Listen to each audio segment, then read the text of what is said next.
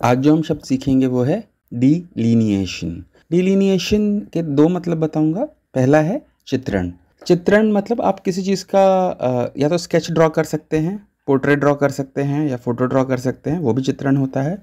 या किसी को बातों में इस तरह से डिस्क्राइब किया जा सकता है कि एकदम उसकी वो विविड इमेज, उसका चित्र आपके दिमाग में बन जाए उस चीज़ का, तो उसे भी चित्रण कहते हैं। जैसे मान लीजिए कोई अपना सपना एकदम डिटेल में बताता है कि एक लेक थी, उसमें बहुत सारा फूल गिरा हुआ था, एक नाव थी, उसमें एक एंजल बैठा था और वो मुझे पढ़ाई लिखाई करने को बोल रहा था।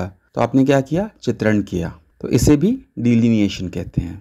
जो दूसरा डिलीनिएशन का मतलब होता है वो होता है किसी भी सीमा की सटीक स्थिति को इंगित करना। मतलब बॉर्डर है, उस पर एग्जैक्ट जो बॉर्डर है उस पर लाइन खींचना, उसे भी डिलीनिएशन कहा जाता है। या बाउंड्री, एग्जैक्ट बाउंड्री बनाना। तो चलिए इनके दो सेंटेंसेस देखते हैं। Ramayan does an effective character delineation of प्रभु श्री राम।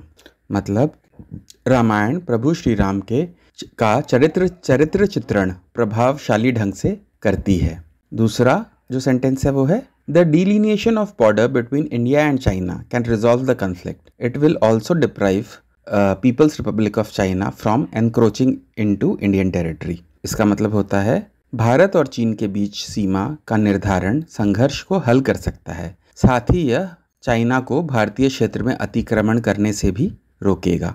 तो मुझे आशा है आप डिलीनिएशन अच्छे से समझ गए होंगे। डिलीनिएशन की स्पेलिंग एकदम ध्यान से देखिएगा, क्योंकि कई बार स्पेलिंग पूछ देते हैं इसके कुछ एग्जाम्स में। ये डी फिर लाइन होता है, फिर एशन होता है। इसमें डिलीनेशन नहीं होता है, डिलीनिएशन या एनआई नहीं होता है। ये होता है डी फिर लाइन, LINE, और उसके बाद फिर ATION, डिलीनिएशन। तो मुझे आशा है आप डिलीनिएशन याद रखेंगे। धन्यवाद।